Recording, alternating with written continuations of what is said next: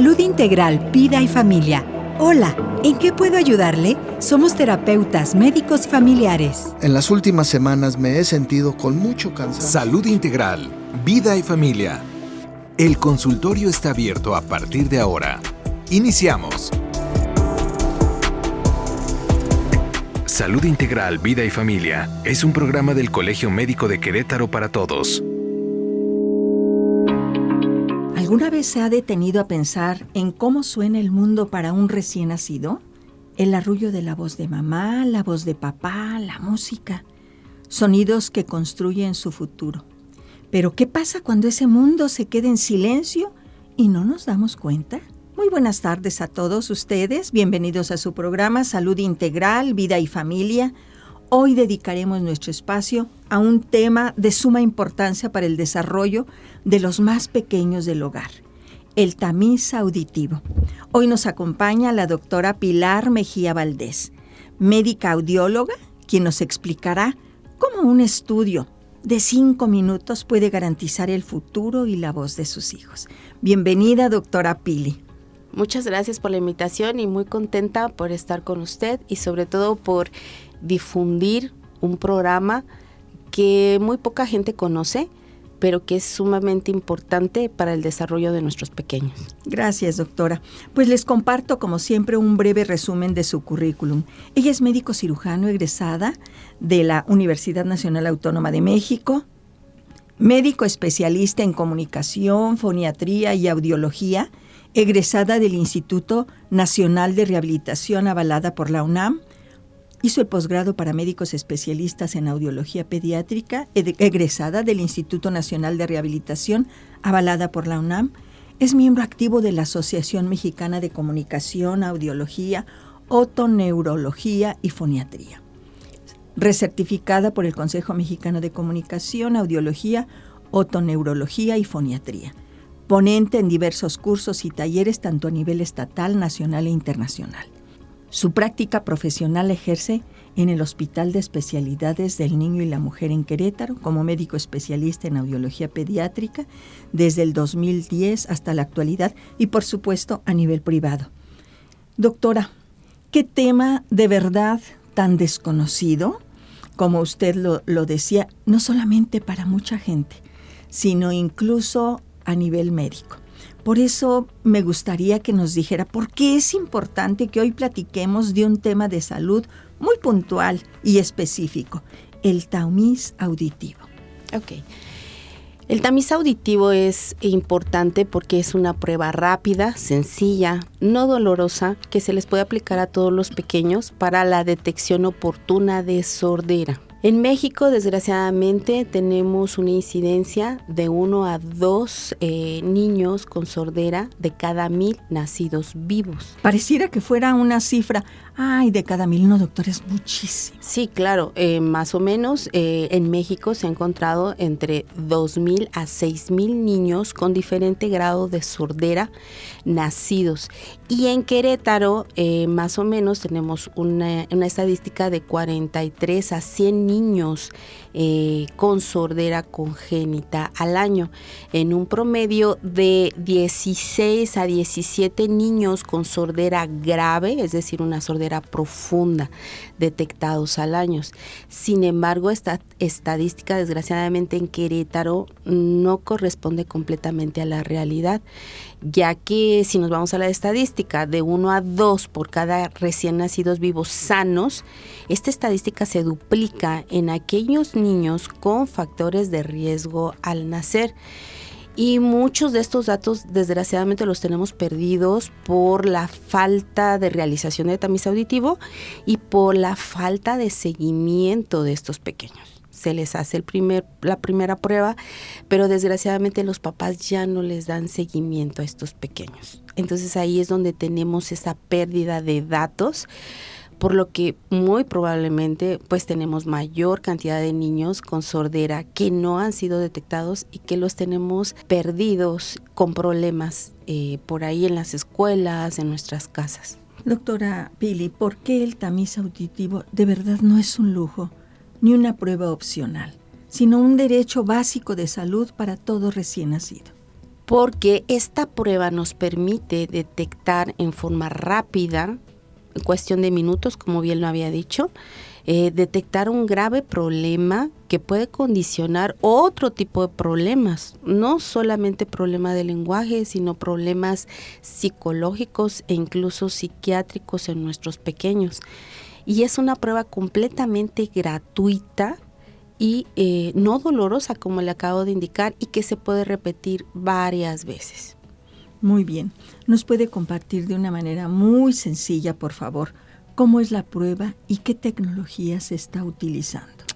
La prueba de tamiz auditivo en México se realiza a través de la medición de emisiones otoacústicas, y así precisamente se llama el equipo. Es un equipo de emisiones otoacústicas. Este equipo lo que hace es que le colocamos al bebé una oliva en el oído, que debe de ser del tamaño del oído del bebé. Es como si fuera un pequeño audífono que se le coloca al bebé. El aparato le manda una serie de sonidos para estimular el oído interno del bebé, específicamente una zona que se llama cóclea. Esta cóclea, al recibir ese estímulo sonoro, produce una respuesta propia, un sonido propio, y ese sonido lo va a recibir el aparato que introdujimos en el oído del bebé, y así nosotros nos da en la pantalla, en cuestión de segundos, nos manda la respuesta, si hay una buena función de esa zona de la cóclea a través de diferentes sonidos. Perfecto. Doctora Pili, ¿cuál es la edad ideal para hacer este tamiz? La edad ideal para hacer el tamiz auditivo es antes de los 28 días de vida del bebé.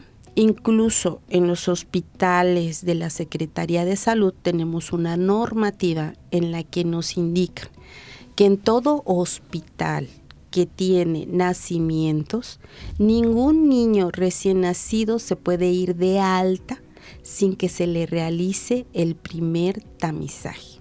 ¿Todos estos niños que nacen a nivel privado o en otras instituciones tienen la oportunidad de este estudio, doctora? Claro que sí. Todos los hospitales de la Secretaría de Salud tenemos la obligación de recibir a cualquier niño que nos solicite el tamiz auditivo, independientemente de donde haya nacido.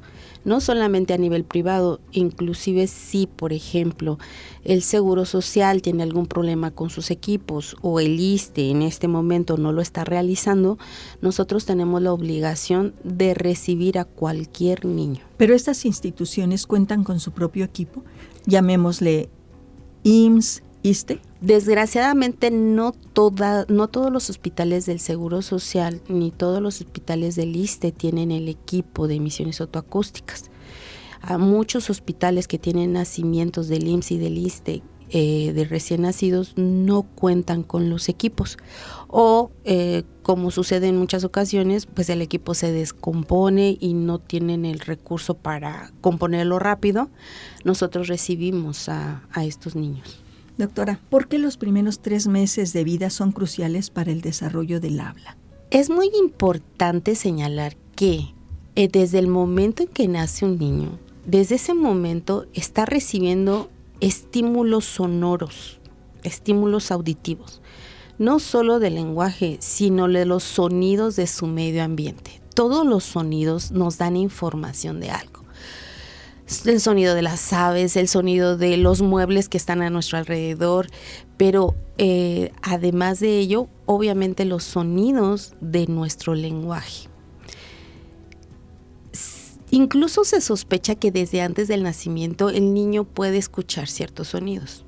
No se ha comprobado al 100%, pero lo que sí podemos constatar es que desde el momento en el que nace, el niño está expuesto a una diversa gama de estímulos auditivos. Esos estímulos auditivos van a repercutir directamente a su cerebro. Van a hacer que haya un enlace en lo que yo veo, en lo que yo siento, en lo que yo huelo, con lo que yo escucho. Y por lo tanto le voy a empezar a dar significado a esos sonidos. Además de que los sonidos nos van a dar la pauta para la comunicación. el reforzamiento de las palabras que están alrededor de mí, de mi lengua materna, van a hacer que al final de cuentas yo desarrolle ese lenguaje oral. Ese reforzamiento de esos estímulos auditivos que yo voy teniendo desde que yo nazco, van haciendo que se crean sinapsis a nivel cerebral, que van a ser lo que van a constituir mi significado del lenguaje, que es lo más importante. De nada sirve que yo repita palabras si no entiendo el significado. Lo más importante de la audición y del lenguaje es el significado que le damos a aquellos sonidos que vamos escuchando. Y los primeros sonidos que yo escucho desde el momento del nacimiento en mi cerebro van a repercutir para que yo le dé significado a esos sonidos. Fíjese que nos está diciendo cosas tan importantes desde inútero. Por algo recomiendan poner música tranquila. Seguramente el bebé sí escucha. Desde el desarrollo de su cerebro y de todo su ser, cómo se percibe el movimiento, cómo la madre desde sus emociones, pero también todo lo que la madre escucha, toda esa música tranquila, ¿cómo nos la recomiendan, verdad, doctora? Sí, incluso se ha encontrado comentando con lo que dice, es que el niño escucha los latidos de la mamá. Entonces, él reconoce la frecuencia cardíaca de su madre.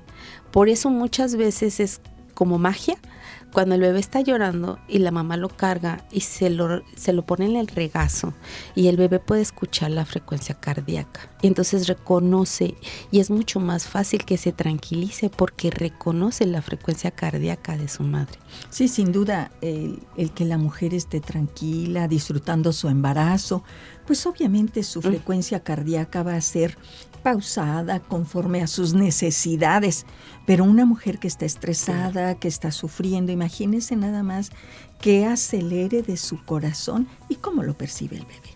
Por eso invitemos a las madres a disfrutar su embarazo. Doctora Pili, ¿cuáles son los factores de riesgo durante el embarazo y parto que pueden condicionar la sordera en nuestros niños y que nos alerten a los padres para realizar este tamiz auditivo y ser aún más estrictos con esta prueba, no nada más por las autoridades, sino nosotros mismos como padres exigirla? Ok. Tenemos que recordar que a nivel embriológico, cuando se está desarrollando el bebé, el oído es de los primeros órganos que se van a desarrollar en el embarazo, sobre todo lo que es la porción del oído interno. Podemos encontrar ya los esbozos del oído interno, que es el otocisto, en la embarazada más o menos en la tercera semana de gestación, tercera, cuarta semana.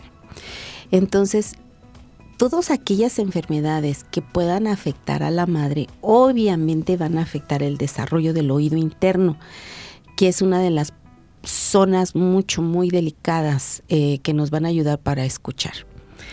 Dentro de las enfermedades más graves que pueden afectar el desarrollo del oído, pues están todas aquellas conocidas como del complejo TORCH, que son toxoplasmosis, citomegalovirus, herpes, rubéola. Y no solamente la rubéola, algunas enfermedades, por ejemplo el sarampión, que tuvimos un repunte hace poco, el sarampión, la varicela, la parotiditis en el embarazo, en cualquier trimestre de la gestación puede causar sordera. Pero no solo eso, aplicación de ciertos medicamentos que desgraciadamente a veces se los tienen que aplicar por infecciones de vías urinarias, como son la aplicación de amikacina o gentamicina, que son medicamentos llamados como ototóxicos, precisamente porque pueden dañar el oído interno, no solo de la madre, sino también del bebé. Además de ello, pues puede ser también ya al final del embarazo, pues lo que conocemos como el sufrimiento fetal agudo, que se puede manifestar como alteración en la frecuencia cardíaca del bebé en forma muy grave, con las contracciones de la madre o incluso sin las contracciones de la madre, o la presencia de meconio durante el parto, que es un indicativo de que hubo un sufrimiento fetal. Ahí estamos hablando de que no hay una buena oxigenación de ese bebé y por lo tanto puede haber hipoxia o asfixia que nos va a dañar el oído interno y el nervio auditivo también puede ser dañado por este tipo de problemas.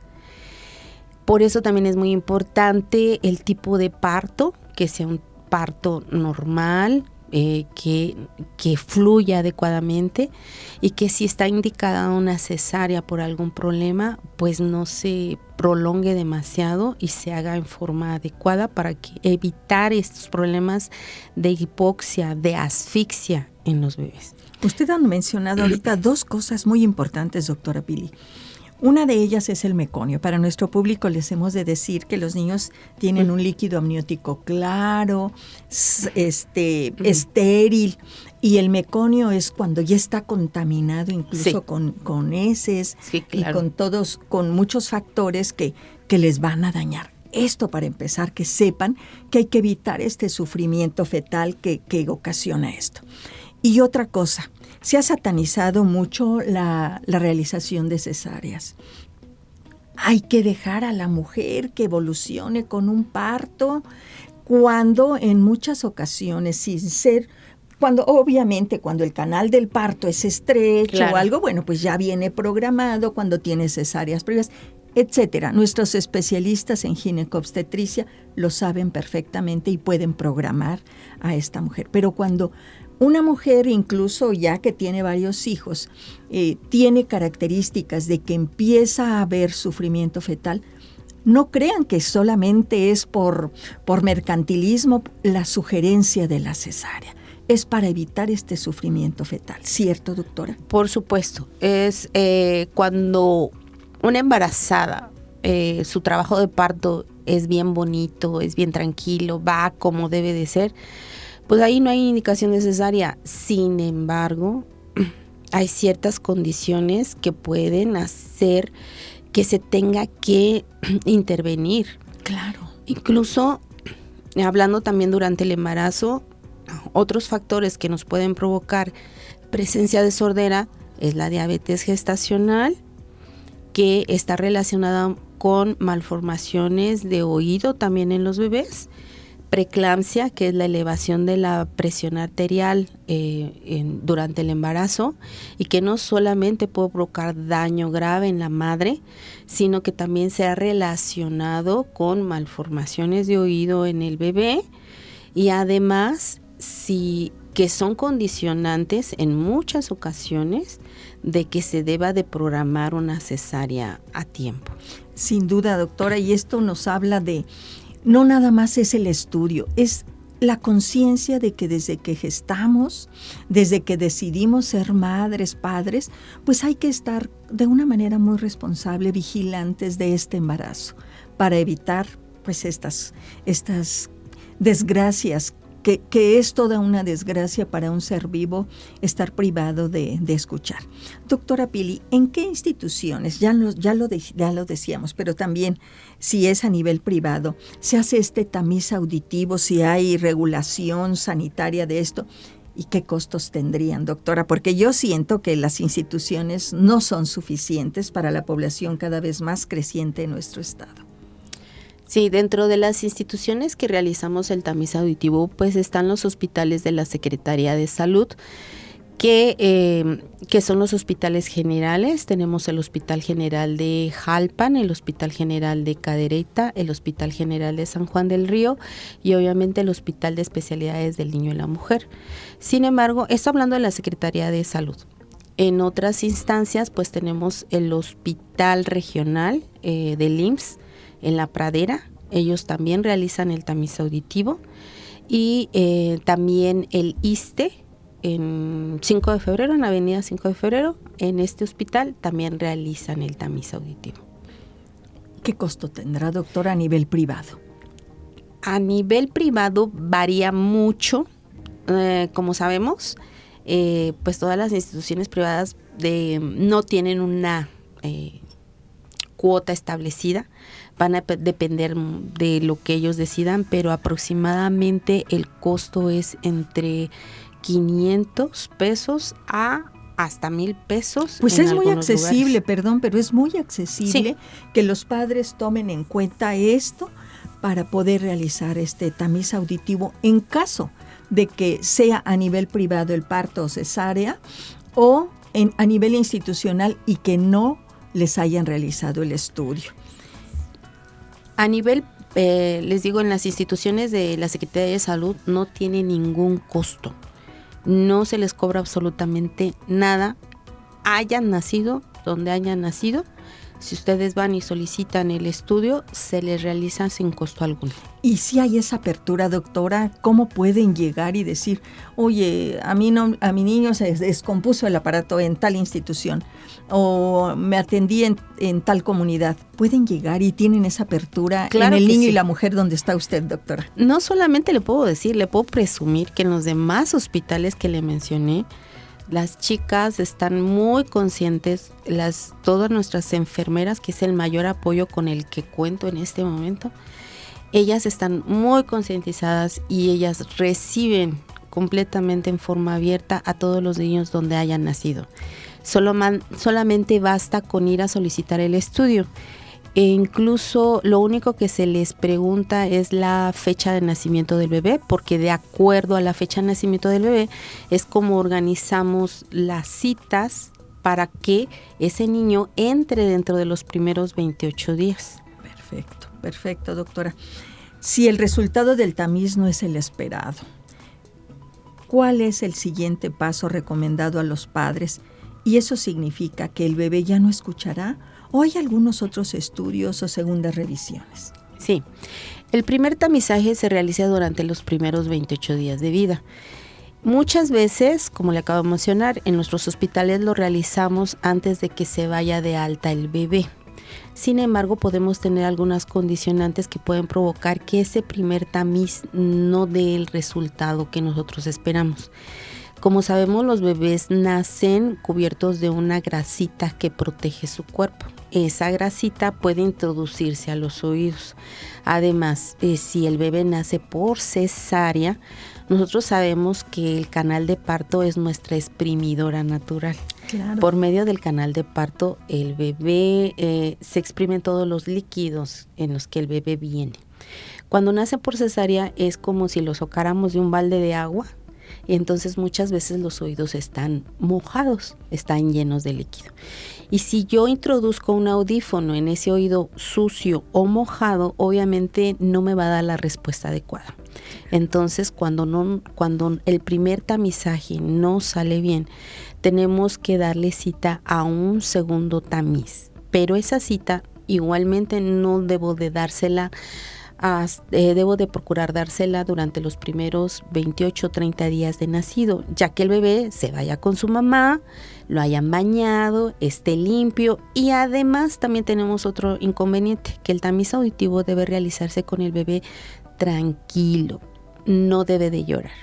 Muchas veces sobre todo cuando son primigestas, cuando es su primer bebé, obviamente sabemos que la amamantada no es tan fácil muchas veces, y además la salida de calostro y posteriormente de la leche ya como tal no es automática, no somos una máquina que nos sale leche automáticamente, claro, sino que va descendiendo poco a poco. Entonces a veces las mamás pues están nerviosas, están adoloridas, no tienen experiencia para amamantar. Son el bebé, primerizas, sí, claro. El bebé está muy irritable precisamente porque tiene hambre. Exactamente. Entonces muchas veces el estudio no nos sale, pero porque el bebé está muy irritable. Entonces lo dejamos ir con la mamá y regresa a los 15 días con nosotros más o menos, ya que la mamá ya tiene más leche, ya está más tranquila, menos estresada, menos adolorida, ya tiene un poquito más de experiencia y el bebé está más tranquilo. Perfecto, doctora.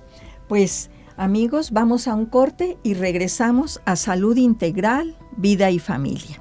Estamos platicando con la doctora Pilar Mejía Valdés sobre tamiz auditivo.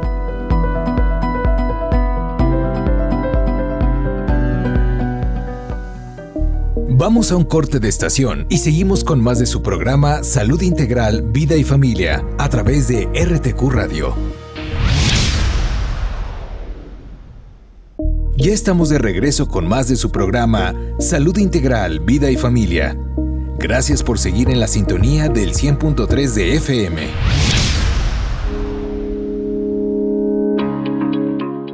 Bien, amigos, regresamos a Salud Integral, Vida y Familia. Estamos platicando de tamiz auditivo. Doctora Pilar, si por alguna razón a un niño no se le hizo el tamiz auditivo en estos primeros 28 días de vida que usted nos menciona, y ya tiene algunos meses, ¿qué retrasos en el lenguaje o en su conducta deben hacer sospechar a los padres o cuidadores de que su niño puede tener un problema auditivo?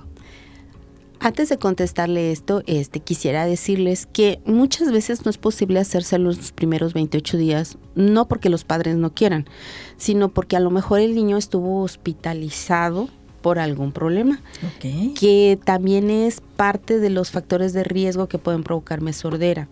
Si el niño fue muy prematuro, menor de 28 semanas, si el niño tuvo muy bajo peso, menor de 1 kilo, son factores que nos pueden provocar, obviamente, no solamente sordera, sino otras complicaciones acompañadas con la sordera. Si el bebé se puso muy amarillo, que nosotros lo conocemos como ictericia, que puede estar dado por diferentes causas, por prematurez, por problemas intestinales, por una infección, por incompatibilidad al grupo de la mamá. Muchas veces son niños que tienen que estar hospitalizados porque esta coloración amarillenta en el bebé es algo muy grave que puede dañarme no solamente la audición, sino puede provocarme que haya un retraso psicomotor severo o un retraso mental grave en el bebé. Entonces muchas veces los tienen que hospitalizar y se nos pasan los días del tamizaje. Entonces, si existen estas condiciones, sí se le puede realizar el tamiz auditivo después de los 28 días.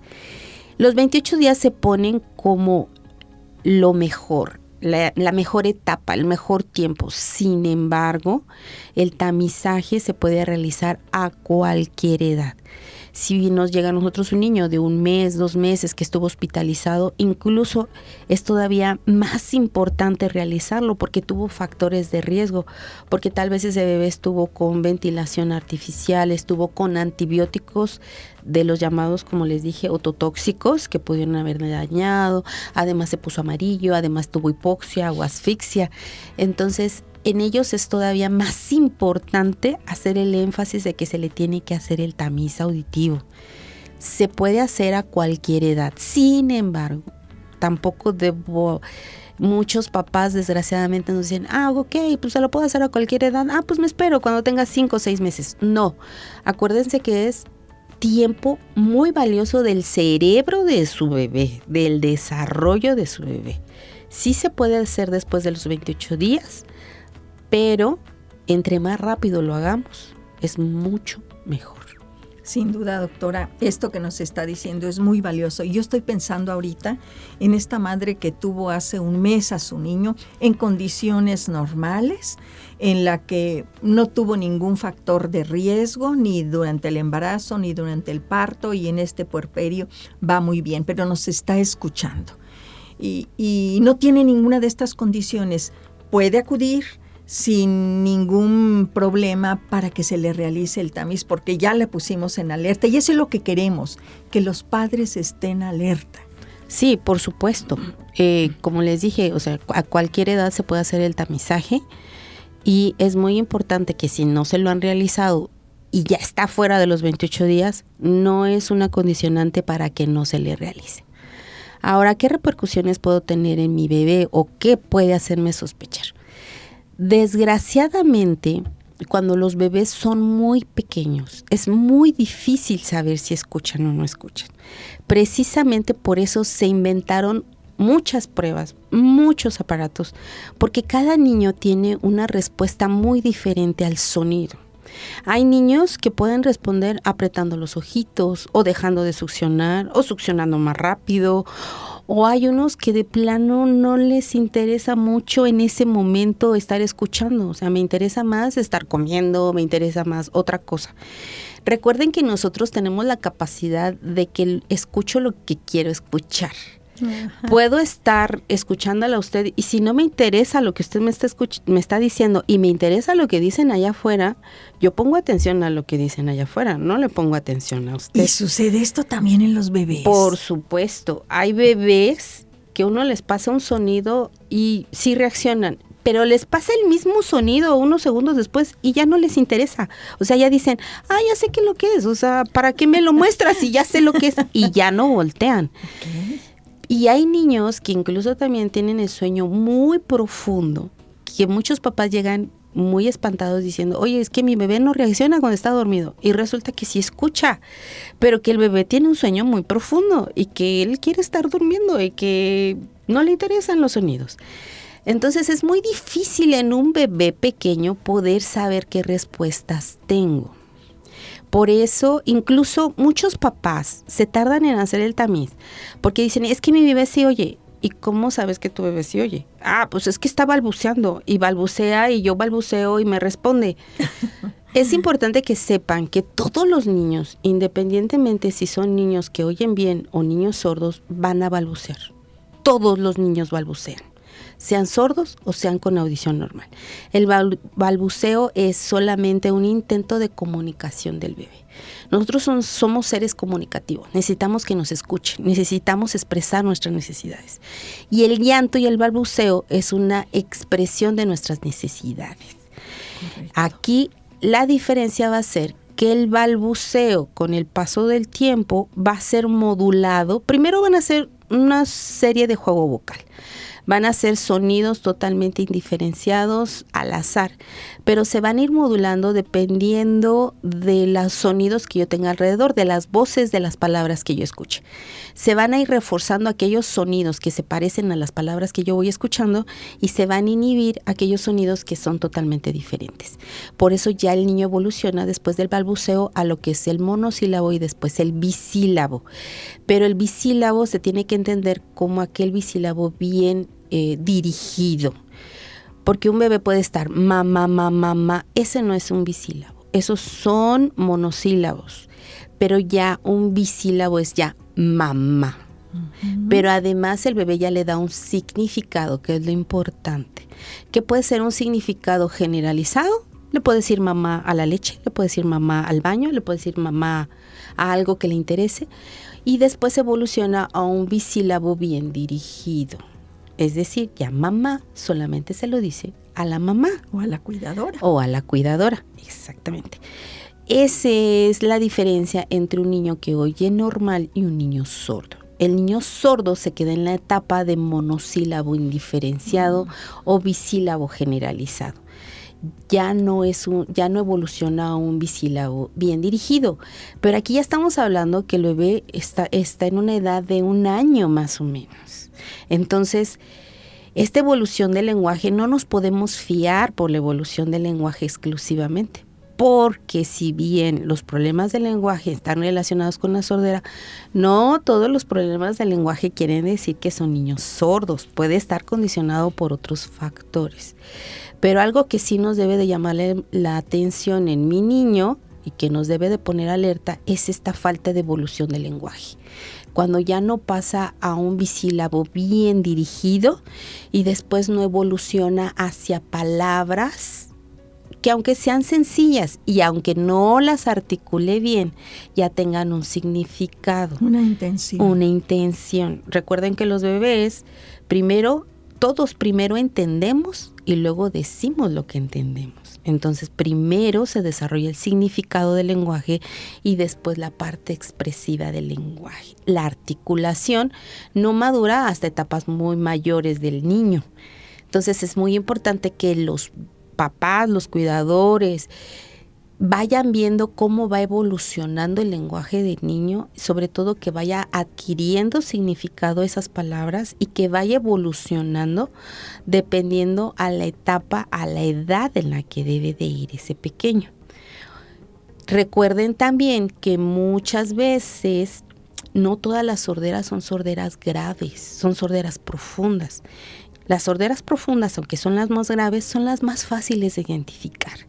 Son aquellas en las que sonidos muy intensos el niño no voltea, pero tenemos diferentes grados de sordera. Tenemos sorderas medias, sorderas severas, en las que a veces dice, mi niño sí oye. ¿Por qué? Porque se me cayó una tapa y volteó. Eso no me va a decir que oye todos los sonidos ni a cualquier volumen. me está indicando que ese sonido sí lo escucha a ese volumen, pero no me garantiza que el resto de los sonidos estén bien y que tenga una audición normal. Perfecto, doctora. Doctora Mejía, cuando una familia recibe la confirmación de que su hijo tiene pérdida auditiva, el mundo se les viene encima. ¿Se les apoya en su proceso de este duelo emocional? ¿A quién nos gusta que nos digan que nuestro niño está mal, que está enfermo, que tiene un problema? E incluso para liberarlos de esta culpa. Yo tengo la culpa de que mi hijo tenga esto porque me inyectaron un aminoglucósido, porque soy diabética, por todas las causas que nos dijo. Y que sienten estos padres, estas madres. ¿Cómo les ayudan ustedes a asumir una actitud asertiva que beneficie a la familia a una funcionalidad sana y empática para con ellos y para con su bebé? Primero, cuando estamos realizando las pruebas confirmatorias, que el tamiz auditivo es eso, un tamiz. Tamiz quiere decir cribaje, quiere decir separación entre niños que están oyendo bien y niños que yo tengo la sospecha que tienen sordera. Entonces el tamiz también es importante que poder establecer que el tamiz no es una prueba confirmatoria, es una prueba de sospecha. Claro. Para poder confirmar la sordera se necesita un protocolo de estudio.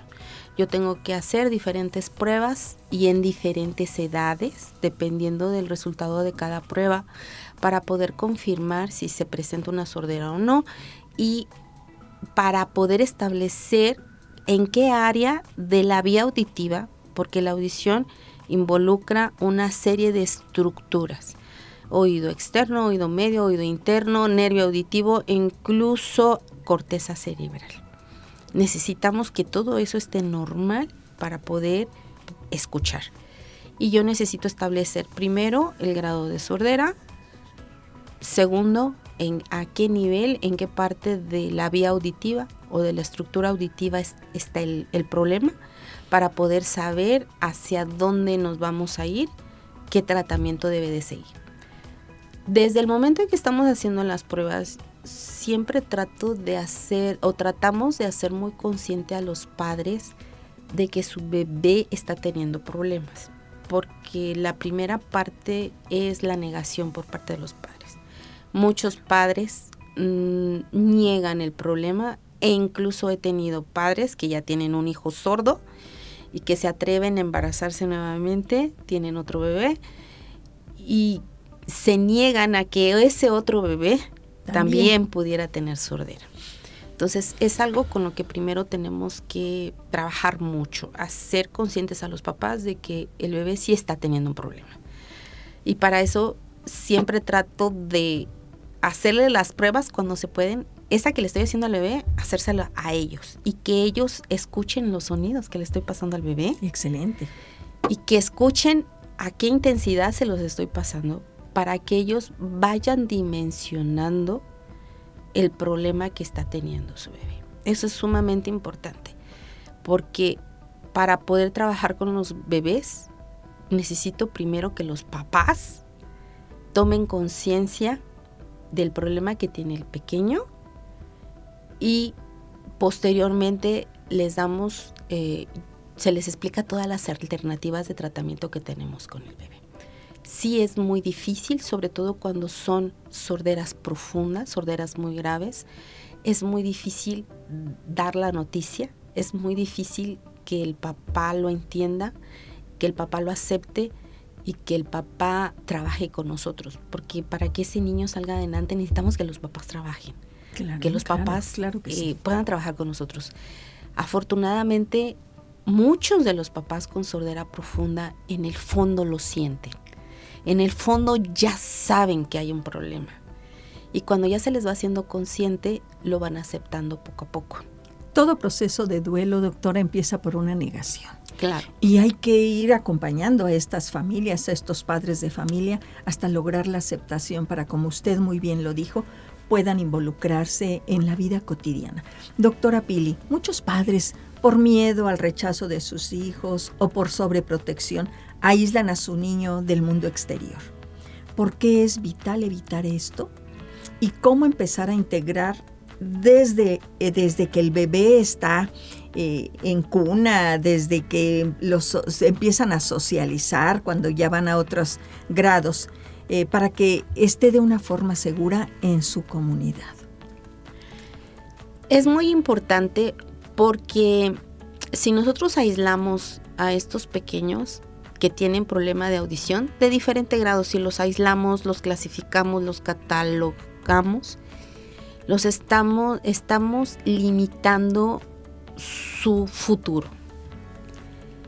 La audición y el problema que tenemos con la audición cuando no es tratada a tiempo o no es tratada en forma adecuada es que nos limita nuestro crecimiento. Estamos limitando el desarrollo de ese bebé. Estamos cerrándole las posibilidades que pudiese tener para integrarse a una sociedad oralizada, a una sociedad en donde el lenguaje oral es lo predominante. Desafortunadamente, como sociedad, no solamente en México, en muchísimos países no tenemos esa sensibilidad de aprender lenguaje de señas. Y entonces ese niño no va a poder comunicarse con los demás. Estamos limitando a que ese niño que pudiera tener un futuro brillante, excepcional tal vez, lo estamos limitando a un no futuro. A un futuro gris. Claro.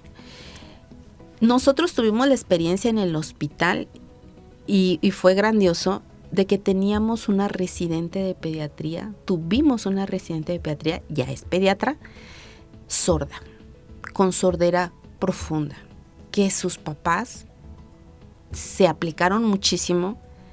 La residente tenía un implante coclear. Que no es fácil lograrlo, no es fácil, es muy difícil, pero hay papás que lo logran. Y teníamos esta residente sorda que hizo medicina y estaba haciendo una especialidad, sorda profunda. Yo tengo un muchacho del cual lo presumo siempre que puedo. Es un niño del hospital, lo detectamos como sordo profundo en el hospital, le dimos seguimiento, tiene implante coclear y ahorita en estos próximos ciclos escolares va a ingresar a una universidad tecnológica de Querétaro porque va a estudiar ingeniería automotriz. Qué maravilla, doctora. Y yo quisiera, además de todo lo importante que nos está diciendo, decirle a estos padres de familia, no solo el niño percibe a través del oído, también percibe de la cercanía, del amor, somos kinestésicos, claro. Estamos en un mundo tan abierto a todos esos estímulos y si los privamos de ellos, estamos confinándolos aún más a este futuro gris del cual hablábamos. Doctora, ¿qué programas, si es que los hay en la Secretaría de Salud, se tienen con las familias que tienen hijos con sordera? Es inevitable que llegue el momento, como le decía hace rato, de ir al jardín de niños, a la escuela. ¿Con qué redes se cuenta para continuar su apoyo? Ya sea dentro de la Secretaría de Salud o dentro del gobierno, si usted está enterada. Sí, claro. Bueno, pues nuestro programa, el programa de tamiz auditivo e intervención temprana, no solo es detectar la sordera y darle tratamiento, sino involucra la rehabilitación y la incorporación de este pequeño a una sociedad, como le dije, oralizada, que tiene lenguaje oral. Dentro de esto, en el hospital contamos con el gran apoyo de nuestro grupo de psicología y de las terapeutas del lenguaje, que les dan seguimiento a los pequeños.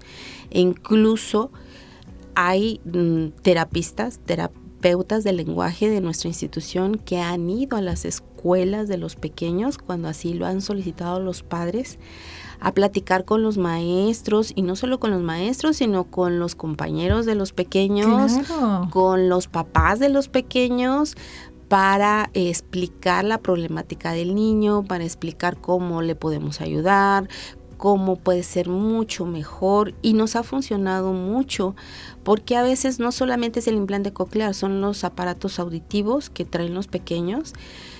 Nosotros cuando hacemos conscientes a los demás pequeños de la necesidad que tiene el niño de su aparato, de lo que nos pueden ayudar, ellos mismos nos ayudan a cuidarle. Se vuelven muy empáticos. Claro que sí. Les ayudan a cuidar su aparato, los defienden, los ayudan. Los maestros cuando ya saben qué es lo que tienen que hacer, porque muchas veces es desconocimiento. Les da miedo a los maestros a veces tener un alumno sordo con aparatos auditivos porque no saben cómo tratarlo.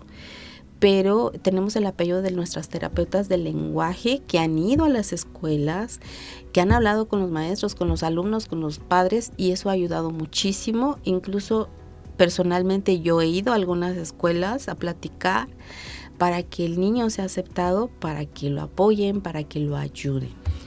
Doctora, de verdad es admirable esta misión y este equipo multidisciplinario del que usted forma parte para ayudar a estos niños. Doctora, llegamos al espacio de mitos. Vamos a romperlos. ¿Qué le parece? Claro. Dice, mi bebé no necesita la prueba porque si aplaudo fuerte junto a él, él voltea. O si se azota la puerta, se asusta y llora. ¿Mito o realidad? Es mito.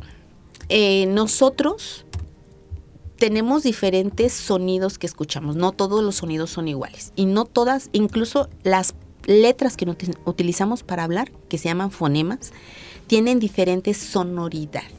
No todas las letras suenan igual. No podemos decir una A, O, I, Sh, F, J. Es diferente. Claro. Y además, nosotros necesitamos determinado volumen para escuchar todas esas letras.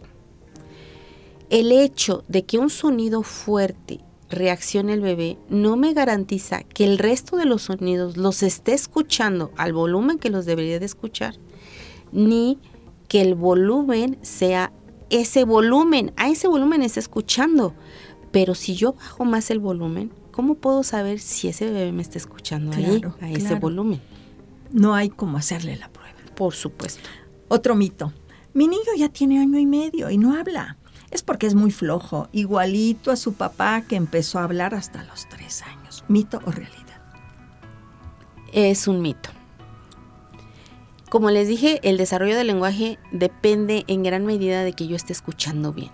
No es lo único que necesito. Obviamente voy a necesitar del estímulo externo, de la estimulación que hay en la familia. Si hay familia que no le hace caso al niño, o que si solamente le dan la tablet o el celular y lo dejan ahí aislado, pues es un niño que no va a ser un estímulo suficiente, un estímulo adecuado para poder desarrollarse. Pero tenemos que partir de la base. Lo primordial aquí es estar seguros de que esté escuchando bien, de que no tiene ningún problema de sordera.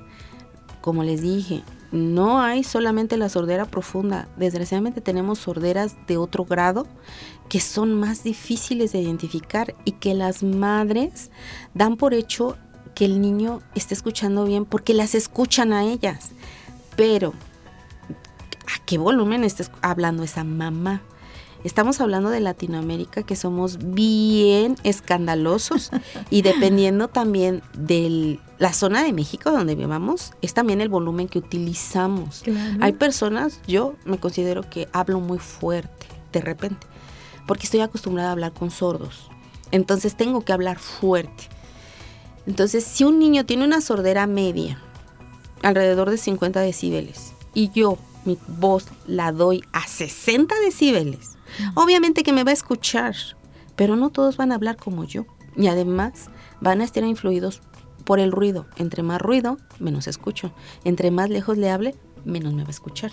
Claro. Entre más rápido y menos claro le hable, también se van a perder sonidos. Muy bien, doctora. Otro mito. En la familia de mi esposo y en la mía no hay sordos. Por lo tanto, mi hijo va a nacer escuchando perfectamente. Es un mito completamente. Una de las causas de sordera, sí es cierto que es la genética, Hay unas sorderas que pueden ser hereditarias, que pueden ser de herencia dominante, es decir, que se presentan de generación en generación. Pero la mayor parte de sorderas genéticas son recesivas. Quiere decir que no hay antecedente en la familia de sordera y que puede ser el caso primero o incluso el caso único de sordera. Y sin embargo, sí puede ser de causa genética, o sea, algo hereditario. Pero la sordera hereditaria no, como platicamos, el factor herencia no es el único que puede provocarme sordera. También hay otros factores que pueden provocar que se desarrolle la sordera. Doctora Pili, ¿nos puede decir dónde la pueden contactar? ¿Qué formas de contacto? ¿Cómo la pueden seguir nuestros radioescuchas? E incluso médicos, porque he de comentar que incluso en la comunidad médica hay mucho desconocimiento de esto. Y ya en otro programa platicaremos de ese estudio que hicieron entre médicos sobre el tamiz auditivo. ¿Cómo la pueden contactar, doctora? Sí. Nosotros estamos laborando en el Hospital del Niño y la Mujer de Querétaro. Pueden solicitar libremente la prueba, independientemente de la edad, independientemente de dónde haya nacido su bebé. Nos contactan al teléfono 442-2919-200, extensión 2600. ¿Y su teléfono particular, doctora, por favor? Es el 442-2756-279. Escuchar es un derecho con el que todo niño debe crecer. La Secretaría de Salud pone la tecnología en sus manos de forma gratuita. A usted le toca dar el paso. Lleve a su bebé a tiempo y garantice su derecho a comunicarse con el mundo. Por hoy es todo. Agradezco a la doctora Pilar Mejía Valdés por la generosidad de su tiempo y sus conocimientos compartidos. A RTQ por este espacio que valora su salud. Y a ustedes por su apreciada atención a estas entrevistas. Si Dios nos presta vida y ustedes nos acompañan, nos escuchamos en una semana con otra interesante entrevista. Que tengan excelente fin de semana. Yo soy la doctora Irma Quintanilla González y los espero en una semana sin falta.